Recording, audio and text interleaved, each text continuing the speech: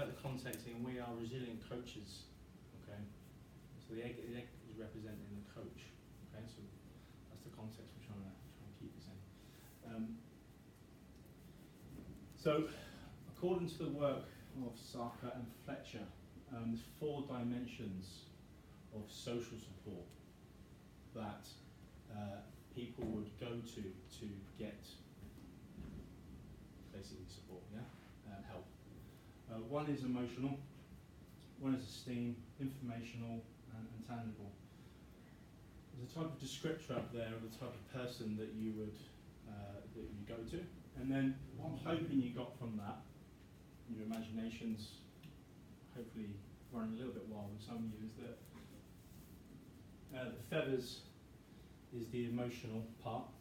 It's somebody who you go to as a comforter, somebody who you go to make you feel better about yourself, and that would often lead to love and care. It doesn't have to be somebody in sport, it's just somebody who's there for you emotionally. Esteem is represented by balloons, because you're blowing into something, you're letting off your esteem into something. Informational is the string, because it's up to you how long or how short that bit of string is. So quite often when we're looking for advice or guidance, we're looking for technical expertise or technical information, and that quite often that can be long blocks of time when you're working with somebody, or then it might go 6 months before you talk to that person. With somebody emotional, you might need that person there every week. Tangible was the blue tack. Okay, so actually getting hard, tangible advice. The good thing about resilience is that it's a behaviour or a skill that you can develop. It's not innate, it's not born with it, it's something you can do about it. And the example that I meant to give to you earlier on about social support was when I first moved to Ireland in 2010, I had, obviously didn't know anybody, so I had no network. And in the build up to the 2010 Commonwealth Games, cut a long story really kind of like short, but I basically had a complaint in against me in the first few months of being in that job from a parent of a child who was an up-and-coming player who wasn't selected, and I was accused of being favouritism, essentially. So I was a coach, but also on the selection committee. So I didn't have a network of people around me, and at that time what I actually needed was somebody who can give me hard information, because it was getting into legalities, it was getting into like policies and stuff like that, and I had nobody that I could turn to. So it wasn't until later on in my career did I really realise that's something I needed. So don't underestimate how important it is for you to build up that network of social support. If we look at going back on the two tasks, okay, so the crack, the egg, you broke in both occasions that you broke as a coach, okay? So if you look at that team over there, you would say that there wasn't enough esteem, there wasn't enough people there, or the quality of that relationship with the balloons, because it wasn't blown up enough, it dropped very fast, and that might have led to it being cracked. The blue tack represented the hard, tangible device. You only wrapped the blue tack around half the egg. So maybe that was a reason why it cracked. This team over here, they built a bigger structure, more balloons, they had more people there that they could turn to for self-esteem. They used all of their social support because they used all the equipment, but the egg still broke. So there's something missing in that. And can that group identify what it was on this team? What bit of this was missing as to why the egg broke? Could it have been too much of everything? Okay, so if you think about the coach at the middle, okay, think about some of your soft materials, and where did you put them in the order of the social support? So you had blue tack, but what were the feathers doing? Where was the emotional support for you, the egg coach? Yeah. Is it almost like an afterthought, wasn't it, in your process? It wasn't like, okay, we're actually gonna make this coach as strong and resilient as we can by having this emotional and tangible support around the person, around the egg. Okay, so if you were to do it again, there's probably some lessons there in terms of how to make you or the egg that bit more resilient. Right?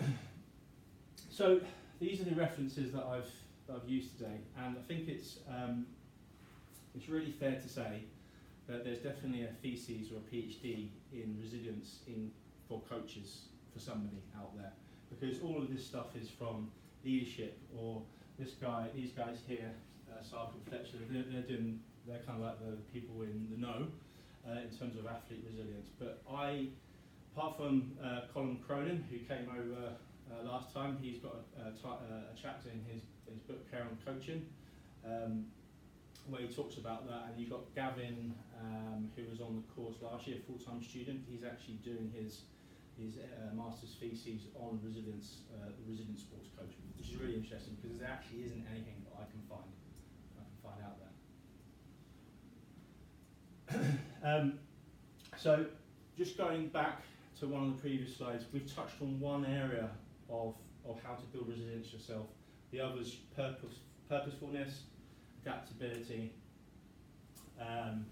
being two, and confidence being the other. Okay, so we've only really, in this workshop, been working over here.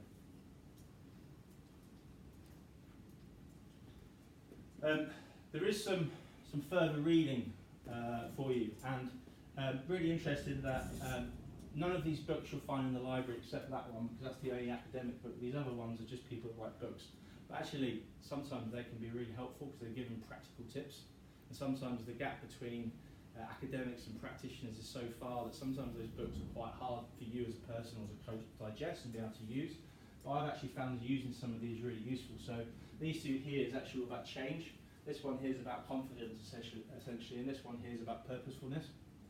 So out of all those four areas of resilience, you've actually got some really good practical references to use for your coaching.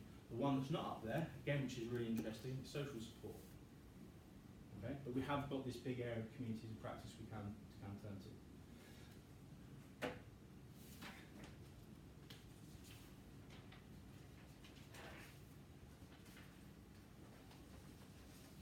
So we've got a worksheet handout here which you're going to do in your own time.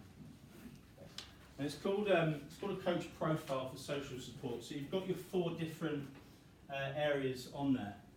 And what you will do is you'll try to identify some people that you know in your network, in your community of practice, and you're going to score that relationship. You have that name, you'll score that relationship out of 1 to 10. So 10 is that relationship is really good or really strong, and 0 is it's very low, it's very weak. There's two questions I want you to ask yourselves with this. It's the quality of the relationship. So it's first of all, how confident are you that the information you're going to get back from that person is what you need? Do they have the expertise? Can they offer you what you need? The second thing is how easy is it for you to turn to that person? How easy is it for you to pick up that phone? Because if it's like you're having to hesitate, and that's quite a low score. If it's somebody that you know that will help you in an instant, that's a 10. Okay, so it's something for you to think about in those four different dimensions. Do you have your phones on you? Okay. So this is the first time I've ever developed and delivered this workshop. I've used this concept before with balloons and an egg, but for slightly different reasons. But this is the first time I've ever pulled anything like this together. So can you just give me a little bit of feedback about the workshop? So what your kind of main takeaway or what you're going to do with this information. Can you do that now on your phone and send me a text message, please?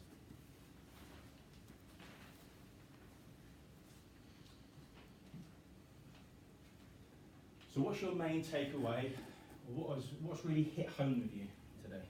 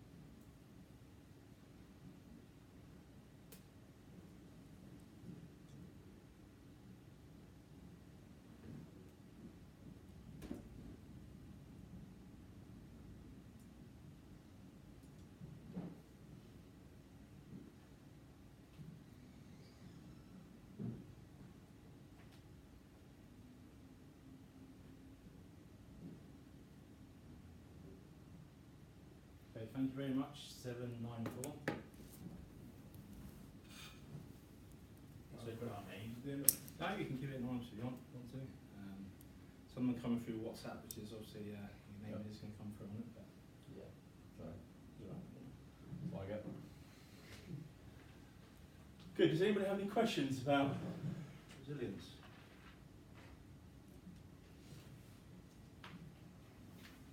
No?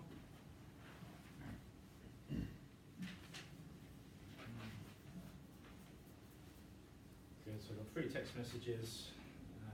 All families in there as well, so there should be 3.